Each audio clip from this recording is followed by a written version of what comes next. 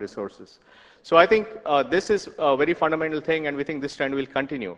Now, what does this mean for companies? I believe, and I think I agree with Pramod, that this is a fundamentally transformational shift in the way companies are managed. Because unless a company design in its organization, in its strategy, in its structure, really understands that this is an irrevocable, overpowering trend, and unless it incorporates the benefits of this trend into the strategy, then they are likely to essentially be left out or be uncompetitive in a scenario where their global competitors are making the investments to drive this kind of change in the way they run.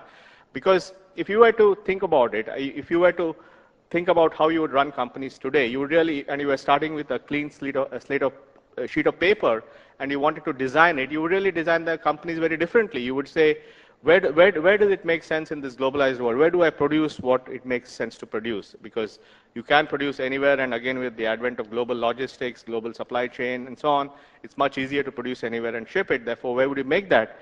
And then you would ask the question, where would you service it from? Do you really need these people sitting here to service it, or can they sit somewhere else and do the servicing and so forth?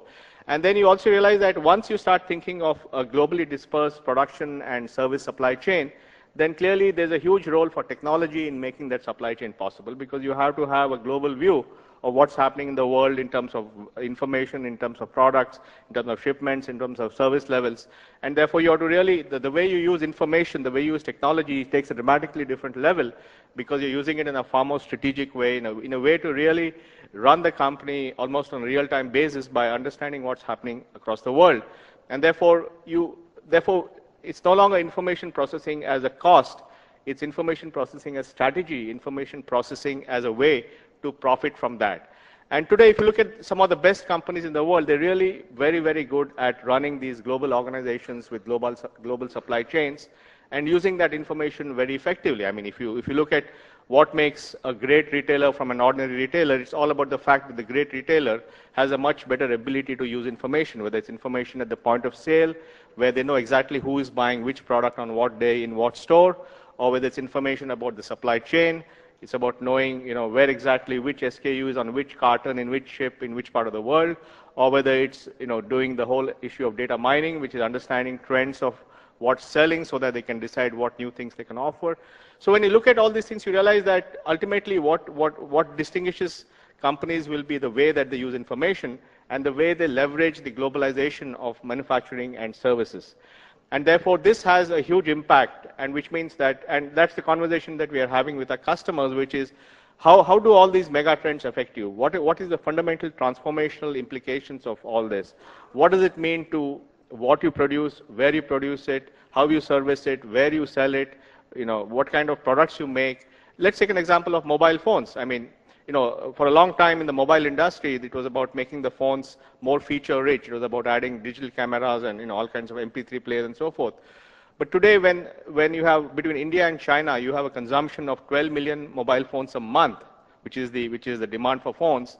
These phones are a different kind of phones. People are looking for $30 phones, $10 phones. They're looking for phones that are simple to use. They're looking for phones that can be used by people who are not very educated. They're looking for phones which can handle a prepaid card with small amounts of recharge. So when the markets have changed, and therefore the response of the people who make these phones obviously has to reflect this new kind of behavior. So the point I'm trying to make is that what we're seeing is very fundamental. The globalization of services is driving enormous disruptive change in the way companies are run. And most companies are going back to the drawing board and saying, if we had a clean sheet of paper, how would we have ideally designed a firm? And then they're seeing that the ideal design and what they are, there's such a huge gap that they will have to undergo a major transformational program to get where they are. And I think that's really the critical impact of services globalization on companies and on existing companies and the way they are run.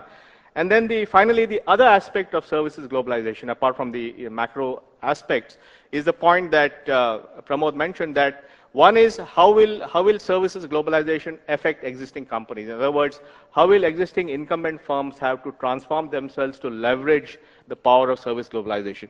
The other is, what are the new kinds of businesses and business models that will emerge from the competitive benefit of services globalization? And in that sense, I think all of us on the podium represent, in some sense, in our industry, companies that have created a disruptive model of services globalization, which both in the IT and BPO space have demonstrated that if you leverage services globalization well, if you really leverage the power of human resources globally, if you leverage the power of technology and information processing, you can actually create a value proposition in your industry which is faster, better, cheaper, and more innovative than the old way of doing things. And therefore, you end up becoming a competitive threat to incumbent players in your industry, which is why there is such a high level of switching which is going on from the old way of doing things to the new way of doing things. And what we're doing in IT and BPO is just one example of what is potential, because therefore in every industry, because of the fact that you have these huge mega trend shifts that are happening, and whenever there's a mega trend shift, it creates opportunities for new players. Therefore, it creates opportunities for new companies, and they can emerge from anywhere in the world to really leverage all these new service globalization capabilities and build brand new firms, and therefore offer products and services in a different way, in a way which is faster, better, and cheaper than the old way of doing things, and gain market share. And therefore, there's no reason why you can't have a global bank, creating a whole new bank which becomes global using this paradigm, or you can create a whole new drug company, or you can create a whole new insurance company, as Pramod mentioned.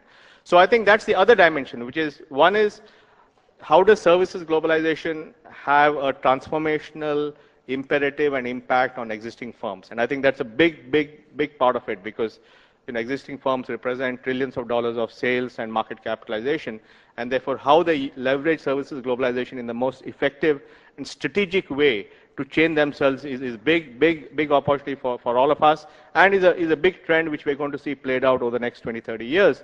And the other point is, how will this services globalization create the space for a brand new set of innovative companies that don't have any legacy, that don't have any baggage, that are able to construct whole new business models which leverage the power of services globalization more effectively, and therefore in whichever industry that they service, whichever product or whichever service, if they're able to create a new value proposition which is faster, better, cheaper, and more innovative than the old way of doing things, then they have the potential to gain market share from incumbents, and therefore create whole new opportunity. And therefore I think services globalization is a very important thing. It has an impact on existing companies, it has an impact on creating new business models, and of course it has larger macroeconomic impacts in terms of economic growth, in terms of job creation, in terms of social progress.